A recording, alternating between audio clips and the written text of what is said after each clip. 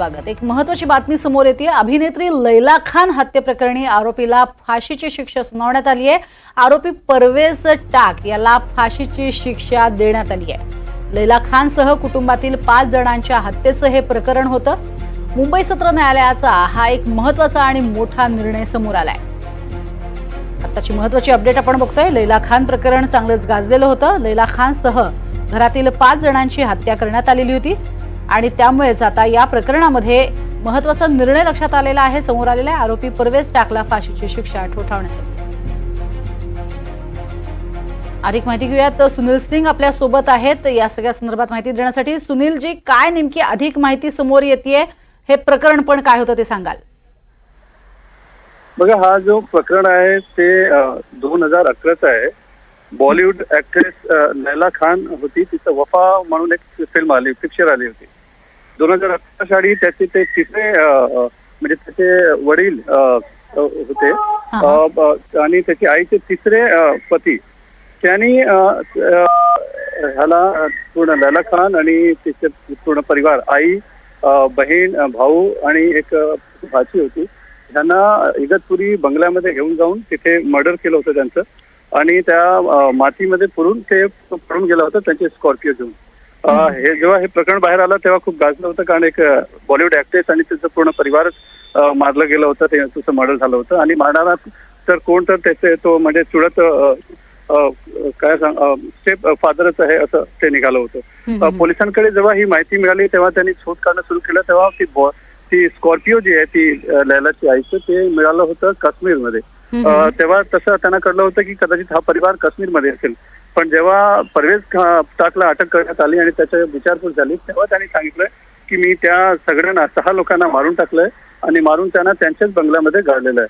मग त्यानंतर इगतपुरीला जाऊन मुंबई क्राईम ब्रांचची टीम, दीपक पटांगडे त्यावेळी आयगो होते, जांच अधिकारी, त्यांच्या नेतृत्वामध्ये जाऊन तिथे त्यांनी ती जी जागा होती तिथे जेव्हा खोदलं तेव्हा ते 6 कंकाळ तिथे मिळाले होते, चांगल्या जे असतात ते।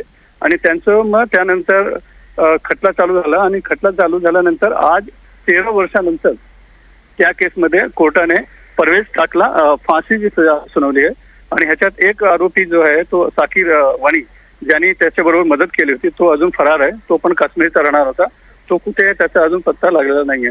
पण 13 वर्षानंतर या केसमध्ये लैला खान आणि त्याच्या परिवाराला कुठेतरी न्याय मिळाला आणि कोर्टाने फाशी सजा सुनावली। अगदी जसं तुम्ही सांगितलं सुनीलजी की हे पूर्ण प्रकरणामध्ये सावत्र बाप होता आणि सावत्र बापानंच अशा पद्धतीनं हत्या केली होती। नेमकं काय घडलं होतं की हत्या झाली होती, याबद्दल काही स्पष्टता आलेली आहे का?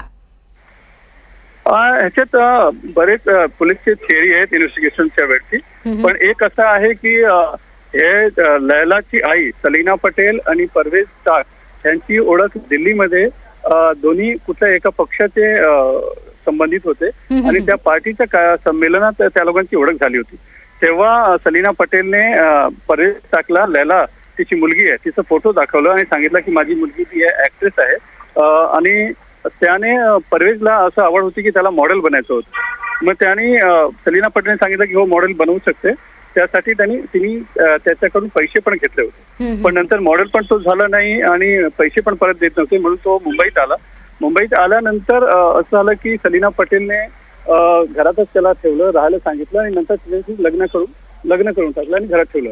पण त्याचं लग्न जरूर केलं त्याच्याबरोबर, पण त्याचं त्या परिवाराचा जो व्यवहार होता तो नोकरसारखा होता। मग त्याने तो एकदम वैतागला होता असं त्याचं म्हणणं आहे। आणि चिडून त्याने मग ते प्लॅन केलं आणि सगळ्या फॅमिलीला तो इगतपुरीच्या बंगल्यात घेऊन गेला की तिथे आपण जाऊन तिथे राहूया थोडे दिवस। आणि तिथेच त्याच्या मित्राला बोलवून शाकीरला तिथे मग त्यांनी मर्डर केलं। नक्कीच सुनीलजी, तुर्त धन्यवाद या संपूर्ण माहितीसाठी।